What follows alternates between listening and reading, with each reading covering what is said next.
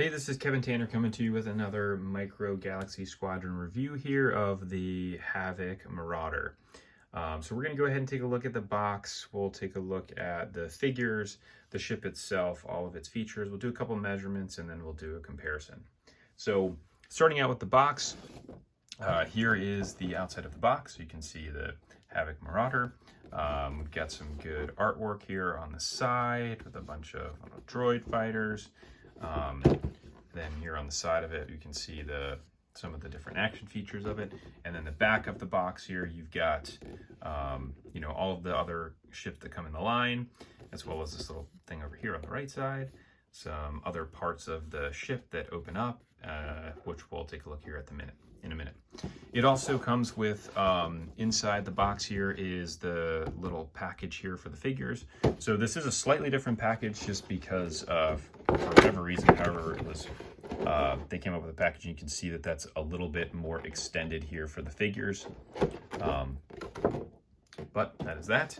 It comes with this great cardboard insert like it has on all of the other ones for display, like I have it set up right now, with just a scene in the background. And so you can see what that looks like. So now let's go ahead and take a look at the actual, we'll take a look at the figures first. So the first one we have here is we have Omega. So pretty great detail for such a small figure. Looks like the paint on her face got a little bit messed up there. So looks like she doesn't really have a nose, but great detail with the sculpt, with her hair and everything. The one thing that is just super impressive, as I've seen with many people that have customized these and painted them, is there's just a ton of detail that doesn't get brought out with the paint that's actually applied. But I would still say figure looks pretty good for being as small as it is. So just a quick measurement here. So she is 2 centimeters tall. And so we do that via inches, like just over 3/4 of an inch. You also get Wrecker. So here is the Wrecker figure.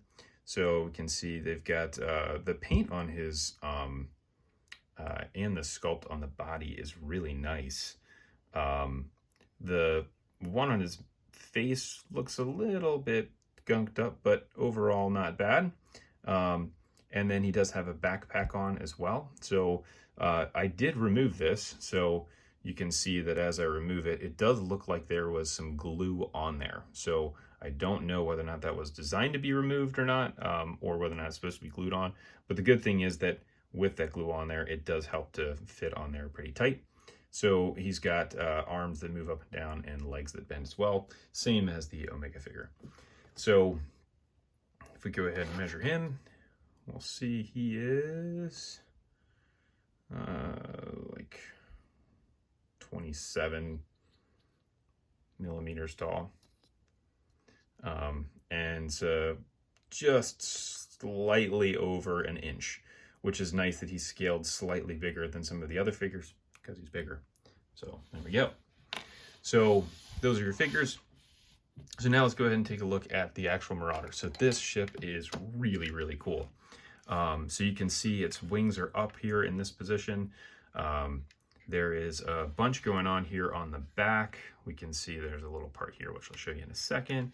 A little paint detail here on the engines, which is really nice. And this is what it looks like from the side and then from the top. So first starting with the bottom of the ship with the landing gear. So this has this front landing gear part that actually fits in really tight, which is nice. The landing gear here on the bottom is very similar to what we saw on the Razor Crest. So the great thing about this is when it's closed, you really can't tell that there's landing gear there, which is nice. And then we have an opening cockpit. Cockpit opens. I love the red tinted window. It's just such a cool feature. Here's the inside of the cockpit. You can see there's like a little part there to hold the figure in place. So that's, I think, for Omega. So when she's in there, it doesn't bounce around all over the place, which is nice. And then on the back, you also have a little window here that opens, which is nice. You can throw a figure in there, which is really cool. And then obviously the part that we really all want to see, oh, sorry, before I do that, you've got the gun that rotates here on the back also, is when the wings open. So both of the wings open simultaneously. So if I pull on one side or the other, it doesn't matter. And so here it is in its open flying position.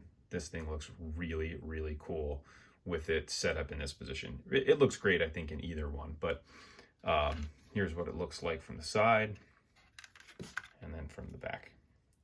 Now, the other thing that's really cool about this is it does have a hidden feature. Well, not really hidden because it shows on the box, but if you open up the side there, you end up getting a little bit of an interior. So both of these chairs actually swivel. So we'll see that that swivels.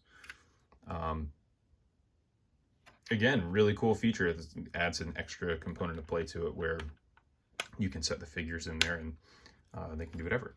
Now, when you put the figures into the cockpit, so this is a relatively important one. So in order to get the figure to be able to essentially see out the window, Omega is just so short she can't see out the window anyways.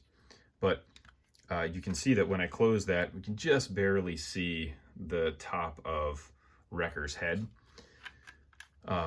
So you do have to just remove his backpack in order to be able to get him to where he can actually see out the window,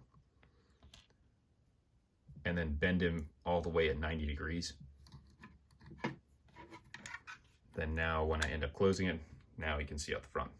So that's just what I noticed as I put it together. Omega is so short she can't see out the front anyway, so that is what it is. Now, from a measurement perspective, this one's going to be hard with this small ruler that I have, but so that is about 8 inches. It's slightly more than 8 inches if we're going from the very back of the gun. So it's like 8.5, call it. The wingspan when it's up like this is whatever, 2 3/4 inches. And then when the wings are out, again, this is going to be hard to get because this ruler isn't quite long enough, but that's, you know, call it 8 to there. It's maybe 9.5 inches from tip to tip. So this thing is huge, and I really like it for the size. I think this is great. It's such a cool ship. I was going to do a custom version of this with, you know, an old Action Fleet one. Glad I don't have to do that anymore. So thank you, Micro Galaxy Squadron, for putting this out. So here is a good comparison of it relative to the Imperial Shuttle from Action Fleet. I mean, you can see obviously the Action Fleet one is significantly smaller than this one. And so here again is what it looks like from the side. Again, I would highly recommend this ship. This is really cool. It does have a wash on it, as you could probably see as I was kind of moving the ship around. You can see a little bit of that pooling on it. It's nice to see that in some of the Series 2 ships that we don't have the wash on it. So I'm hoping we continue to see that trend. But anyways, here is the Havoc Marauder. If you like the video, go ahead and hit like, subscribe. Feel free to comment below. Thanks for watching.